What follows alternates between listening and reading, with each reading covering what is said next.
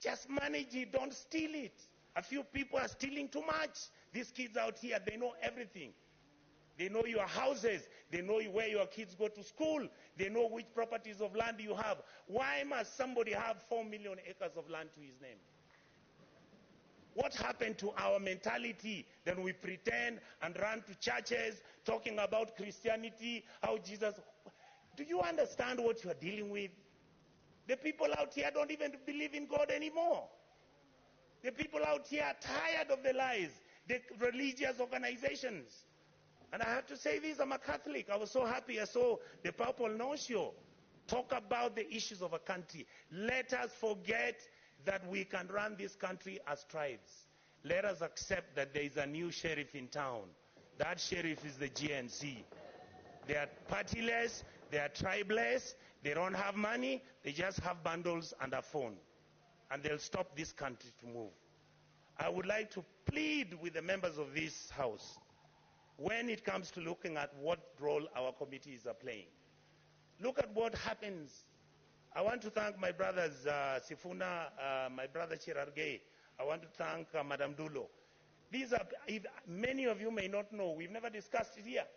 How many times we've been threatened that we are raising issues about county governments losing billions. I mean, who doesn't know how many governors own apartments and houses in Kilimani Road? Each one of them owning an apartment costing 1.5 billion shillings. Why didn't the fool just go and build a hospital where he comes from? How I wish we stole the money and put it at home. Some of them are going to Dubai. People are going to America. You see on social media. I just saw somebody commenting saying that the senators would have nothing to do. I want him to tell me how he bought a Bentley and is an MP. Explain to me, how does somebody, I mean, the truth is, I'm born with advantage and privilege. That is the truth. I saw my father driving a big car when I was a small boy. That is not what drives me. What drives me is, how do you get a member of parliament driving a Mercedes that costs 49 million shillings? And we are watching, and that is normal. And it is okay. And it is okay. Shame on us. Then we make sure this money doesn't go to the schools. We make sure that hospitals have no money. We start building hospitals now. We want the poor people to come to those hospitals. Poor people can't come to Nairobi Hospital. They can't come to Aga Khan. They can't, some of them can't afford Kenyatta. You saw the other day, Kenyatta has a debt of 6.6 billion. The Eldoret Hospital, Eldoret KTRH, has a debt of 3.9 billion. When you ask, they tell you we don't know where the money went. Are we fools? Do we need to buy houses which have got 15 bedrooms and drive 19 cars and put them in your parking lot, and you want 10,000 acres of land? You want a ranch? You fools, you go and buy a ranch in Australia. This is where we are. We keep blaming the police. The policeman cannot do anything. Have we ever gone as a Senate to go and see where the police lives? How he takes his kids to school and his salary is 19,000. And this House has to start thinking about those things. We guys must begin, and we ladies and gentlemen in this House must begin to agree that we can reduce our salaries, that we can drive smaller cars, that we can wear kaundas. In fact, the only thing I'm very annoyed about the president, I'm the one who started wearing kaundas. Now he has given kaunda a bad name. I want Kenyans to love kaundas the way I loved them. Let us wake up, Kenyans. We can't play football. Money comes from FIFA, it is eaten. World Rally Championship, money comes from there, it's eaten. You go, you want Kenya Lawn Tennis Association, they only want 50,000 to hold an international tennis tournament. Not even a minister appears there. But when the minister is traveling out of the country, he's got how many people? Private jet, goes to Dubai, books one of those hotels, luxury hotels, and he comes back to Nairobi with the same 9 people he took with a private jet. And you assume that the Gen Zs don't know. These days they track you. They can know which private jet you took, where it went, and how it came back.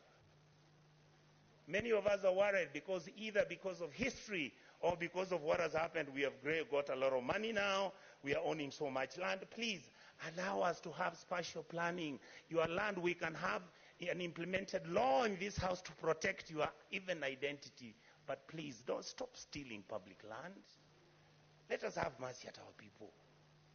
You saw people from Eldoret and Kakamega talking about, oh, our chambers which our grandfathers left for us. Now you guys who are MPs and senators, you come, you chase us away, and then you throw us into court. You go and bribe the courts. And I want to talk about the judiciary. We respect you. We know that you are most of the time under the pressure. We know there are certain things which you can even be blackmailed. But we want to hold you at a higher standard. We must hold the judiciary at a higher standard, the legislators at the higher standard, and make sure the president is also at the higher standard. That is how we can move as a country and stop this nonsense. We behave like monkeys running through a forest looking for bananas without knowing whether it's the bananas they want or it's oranges. I really, really want to say this, Madam Speaker, finally. I was nearly giving up on my country.